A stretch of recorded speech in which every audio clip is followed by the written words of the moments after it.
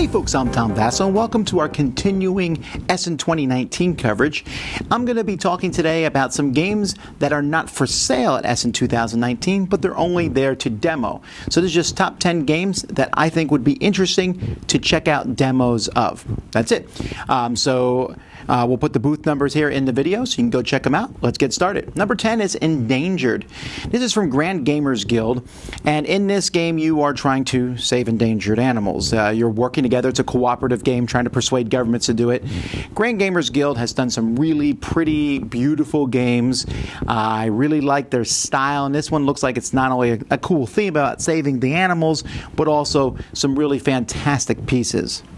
Number 9 is Titan. Now, this is not the old dice-chucking Titan. This is about mining resources on Titan. You are working for a corporation named Stardrill. You're mining resources. What looks neat about this board is it's a layered board with these rings. And I don't know if the rings move or anything, but the whole thing just has a really cool look to it. This is from Holy Grail Games. Number 8 is Freedom, with an exclamation point. This here is from Phalanx Games. I'm really intrigued with this one because it's a siege game. Now, honestly, I don't know many siege games. I know Stronghold from Stronghold Games and Portal Games, but this one here is based on the Greek holy city being besieged by the Ottoman Empire, and I like the way it looks. I like the idea of a siege and having asymmetrical sides. Number 7 is Perseverance, Castaway Chronicles. This game from Mind Clash Games, who are well known for their big, grandiose games. You're a castaway on an island, but there's dice drafting and dice placement. It looks like there's a lot of cool things going on in this, and I really like the theme. You're playing through different scenarios. There's like 5 scenarios you can play through them. They have like a storyline, but it's not a legacy game. You can go back and play through it again. Number 6 is AV Ghost Paranormal from Mystical Games. This is a cooperative game, and it's made to be played in the dark or in dim light, and you have an app, and it will make spooky sounds and do different things, and you're working together. There are, I think, 6 scenarios, 30 hours worth of play, and you don't have to play in the dark. You don't have to use the app. There's ways around that.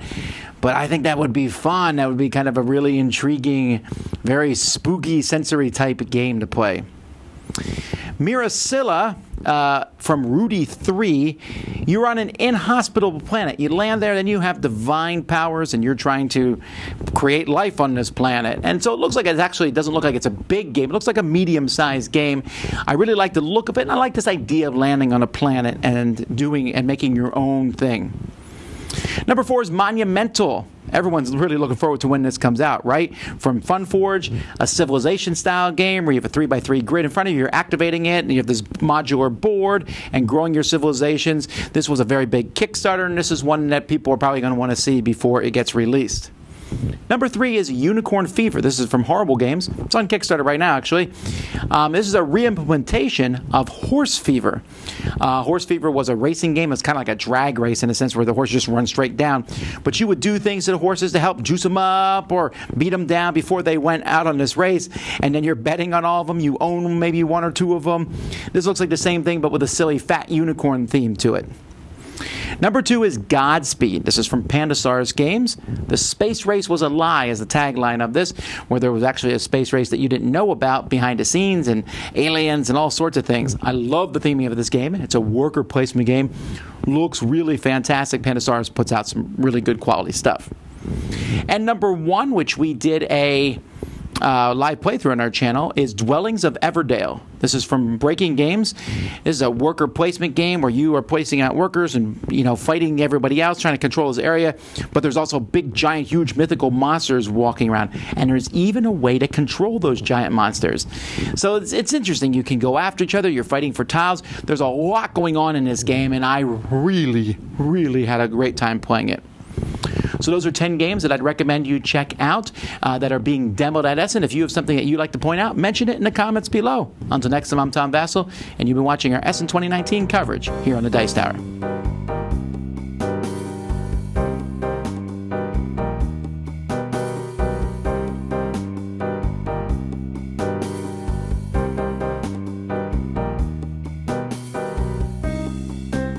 Thanks so much for watching another Dice Tower video.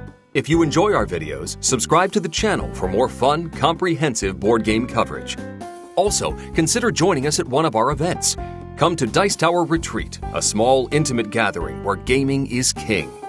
Join us for Dice Tower Cruise, the largest board game cruise. Attend Dice Tower West in Las Vegas for gaming fun on the West Coast, or Dice Tower East in Orlando, in sunny Florida.